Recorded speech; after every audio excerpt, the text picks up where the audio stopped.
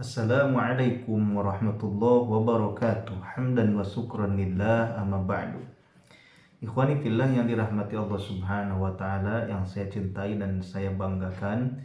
Semoga Allah Subhanahu wa taala selalu memberikan perlindungannya kepada kita semua, dan semoga Allah Subhanahu wa taala selalu memberikan maghfirah ampunannya kepada kita semua yang tidak luput dari dosa-dosa.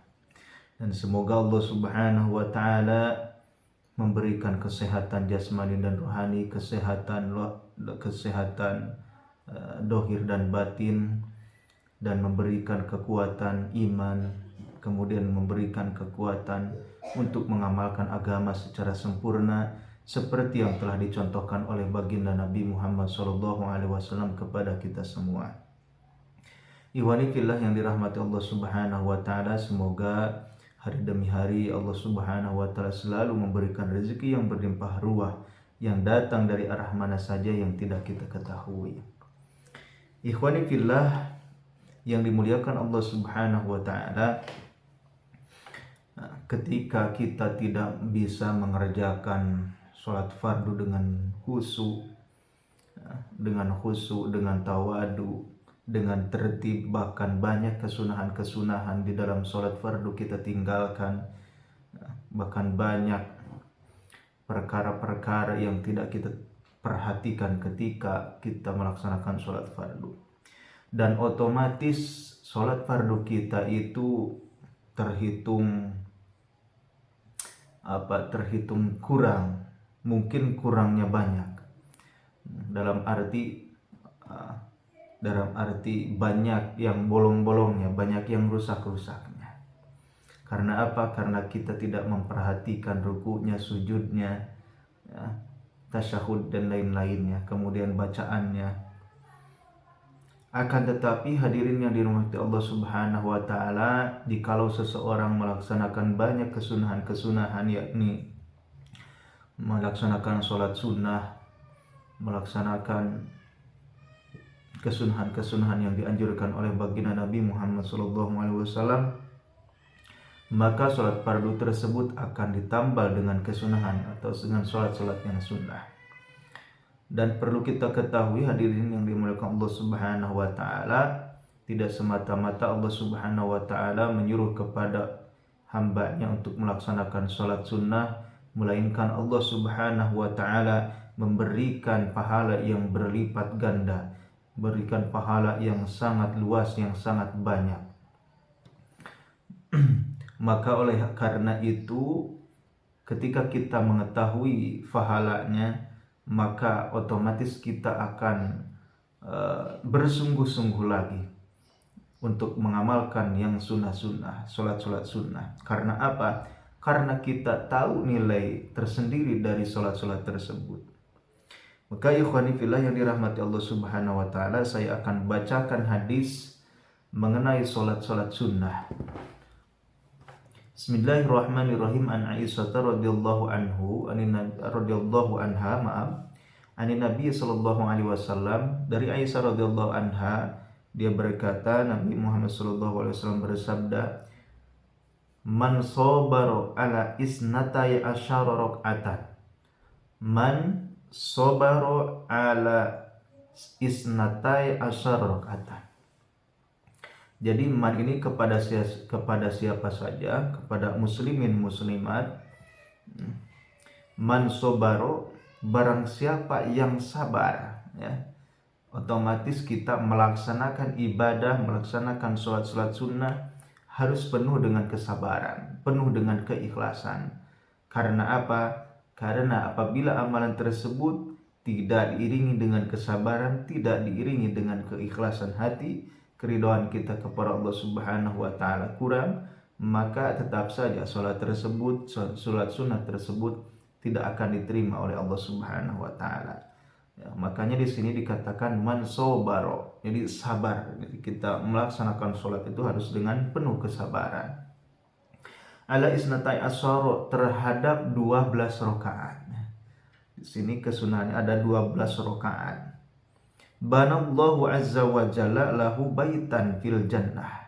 maka Allah Subhanahu wa taala akan membangunkan kepadanya, akan membangunkan untuknya baitan fil jannah, rumah di surga.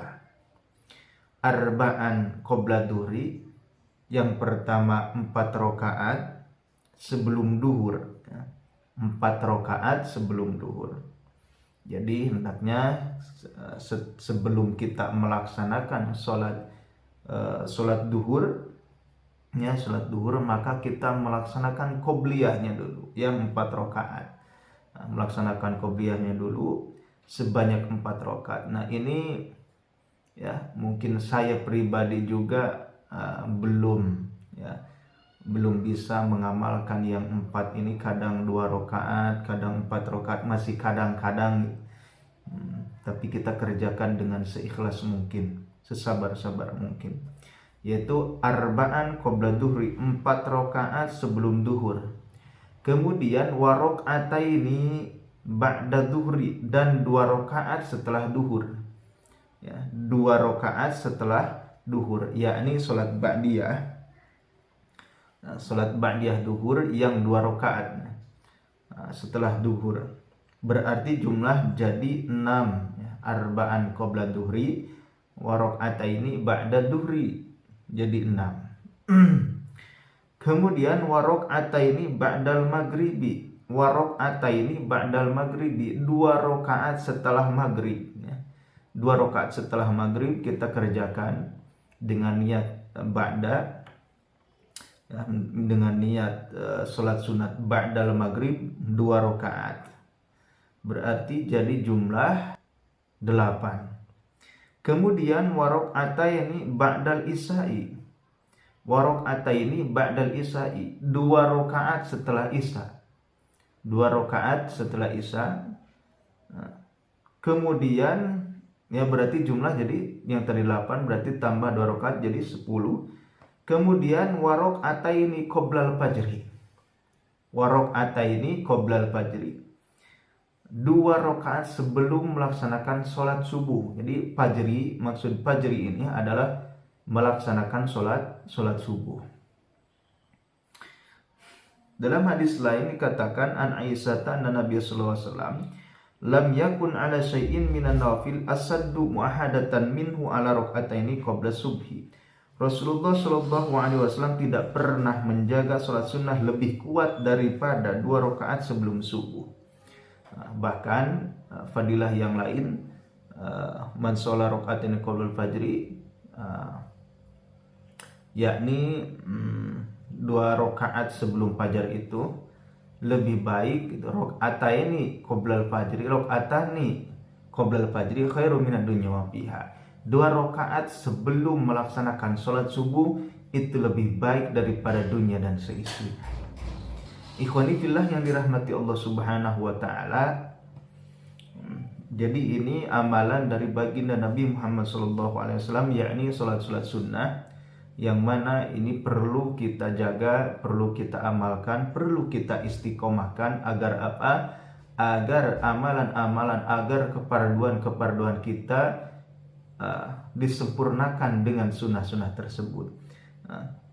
Kita sebagai hamba Allah Subhanahu wa taala belum mampu melaksanakan sholat fardu secara khusyuk, ya. Saya pun belum bisa melaksanakan sholat fardu itu secara khusyuk terus menerus mengingat Allah Subhanahu wa taala ketika sholat. Masya Allah, itu susahnya luar biasa. Perlu berperang kita dengan syaitan. Ketika kita melafazkan Allahu Akbar, disitulah setan-setan sangat mengganggu kepada kita semua. Kemudian belum bisa memperhatikan rukuknya, sujudnya, bacaan dan yang lain-lainnya, maka disempurnakan dengan kesunahan-kesunahan. Ya, syukur-syukur kita bisa melaksanakan 12 rakaat kesunahan yang tadi, yang telah dibacakan hadisnya. Ikhwani fillah yang dirahmati Allah Subhanahu wa taala, semoga saya khususnya bisa kuat mengamalkan kesunahan tersebut, dan semoga ya kalian semua dikuatkan oleh Allah Subhanahu wa taala untuk melaksanakan sholat yang 12 rakaat tadi secara secara komitmen, secara secara istiqomah. Ya, mudah-mudahan kita semua diberi kekuatan oleh Allah Subhanahu wa taala. Mungkin itu saja yang bisa saya sampaikan. Billahi taufiq wal hidayah. Wassalamualaikum warahmatullahi wabarakatuh.